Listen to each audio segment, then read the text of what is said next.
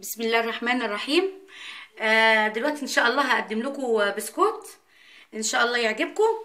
هو عجينته زي عجينه السابليه، فنشوف كده المقادير على بركه الله، وان شاء الله تعجبكم الوصفه وتجربوها وتنول اعجابكم ان شاء الله. نبتدي. بسم الله الرحمن الرحيم. كده عندنا هنا كوبايتين سمنه، بيضتين، وحطيت فانيليا وضربتهم، وهنا بشر برتقال، بشر برتقال او ليمون. انا هحط المره دي ليمون، ماشي. و6 اكواب دقيق، وبيكنج باودر، وكوبايه سكر بودره. بس انا مش هحط الدقيق كله مره واحده، هوريكم دلوقتي ازاي طريقه العجن عشان تقدروا تتحكموا في العجينه، ما تطلعش منكم يعني ناعمه قوي او ماسكه او ناشفه قوي. نبتدي على بركه الله. هبتدي ان شاء الله احط سكر بودره مع السمنه.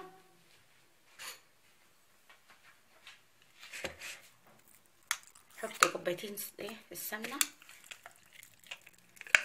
ان شاء الله تجربوها وتعجبكم.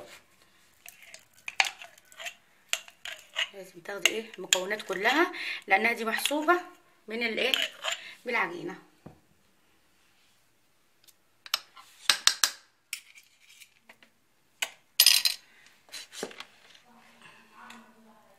حط تاني كوبايه ان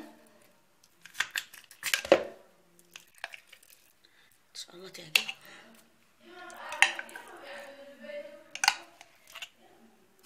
هنا فضينا السمنه، هستنى بالبيض شويه، مش هحطه دلوقتي الا لما اضرب الخليط ده كويس ان شاء الله. بسم الله الرحمن الرحيم. الجو عشان ساقعه السمنه والحاجات دي بتبقى ماسكه يعني في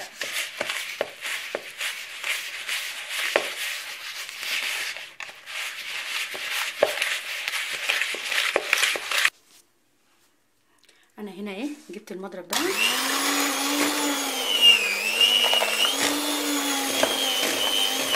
لازم الخليط ده يتضرب كويس، عشان كده انا جبت الخلاط ده، المضرب ده.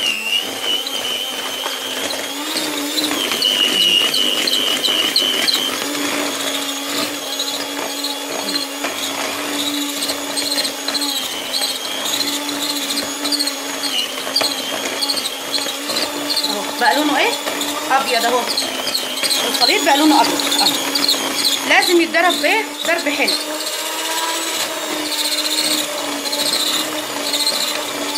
تاخدي وصفه حلوه انك انت تعمليها مظبوط اهو. هنضيف البيض.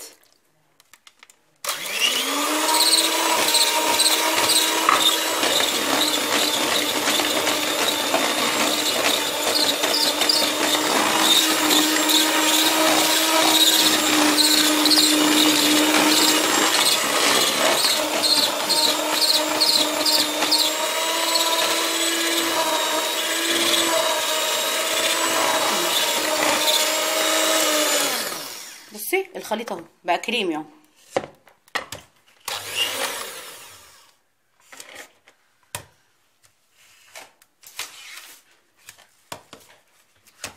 هنبتدي نضيف بقى الدقيق حبه حبه، مش هضيفه كله مره واحده. هنا هضيف برشر الليمون اهوت. عندك برشر برتقان حط، بيبقى جميل.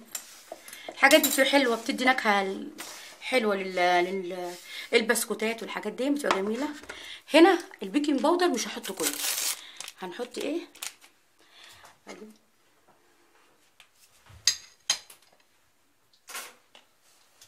هنا هجيب معلقه اعاير بيها، هنحط معلقتين اهو عشان ما يبقاش يبقى مر.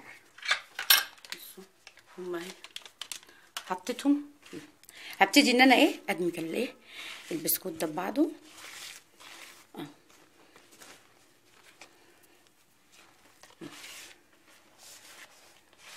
ان شاء الله تعجبكم اهو. كده عاوز دقيق، انا لما احط احسن ما يطلع الدقيق كتير اهو، حبه حبه اهو. انا عايرتهم 6 كوبايات، بس اشوف الدقيق كله مش زي بعضه، في دقيق بيشرب الايدام بتاعه اللي هي السمنه بتاعته، وفي دقيق ما بيبقاش حلو، بيبقى واخد رطوبه. اهو اهو ان شاء الله تعجبكم.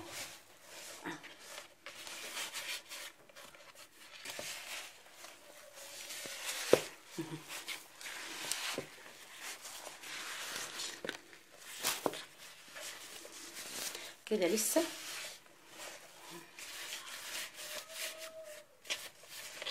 اهو كده اهو. بصوا بتبتدي تلم اهي اهي. اهم حاجه انك تضربيها حلو في الاول، السمنه مع السكر اهو اهو. طول ما هي بتتلم كده ان شاء الله ناجحه باذن الله اهو.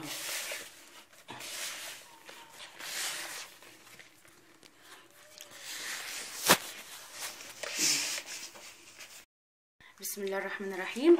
اهو انا لميت العجينه اهي. بصي اهي اهي.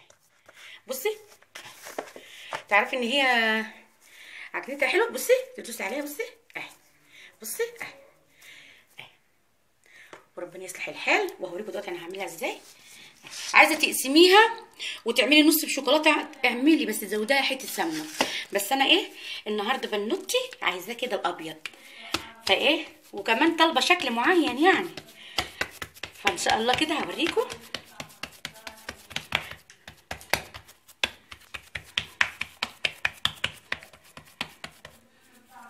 هي ايه قالت يا ماما عايزه بسكوت، فانا ايه ان شاء الله هوريكم كده الحاجات اللي احنا ايه بنعملها ان شاء الله تنول اعجابكم. عايزاكم بقى تشتركوا لي على القناه عشان ان شاء الله كل ما اقدم حاجات تانية توصل لكم، وتبقوا كده نبقى ان شاء الله كده مع بعض على يوتيوب، وان شاء الله كده ربنا يصلح الحال. انا كده فردتها اهو. بصوا الشكل ده، بصوا كده نص دايره اهي. هبتدي بقى ايه عندي سكينه صغننه كده. بصوا الاولانيه دي مش هاخدها. بصوا انا هاخد بقى ايه التانيه عشان تيجي معاكي نص دايره اهي. بصي اهي، وحاولي كله يبقى مقاس واحد اهو عشان في السوا يستوي معاكي اهي. انا المفروض تريح شويه في التلاجة عشان العجينه ايه تريح معاكي اهي. انا لسه هحطها في صاج وايه اهي كده نص دايره اهي، نص دايره. حاولي ايه تبقى كلها مقاس واحد، ويستحسن تدخليها ايه التلاجة شويه، بس انا عشان بقى ايه التصوير اهو اهي. ده شكل ممكن ايه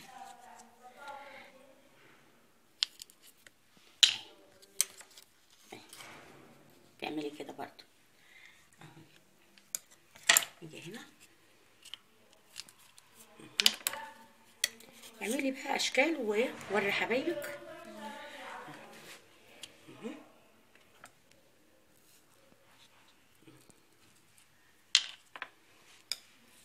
ان شاء الله ايه تعجبكم، تبقى شكلها حلو ان شاء الله.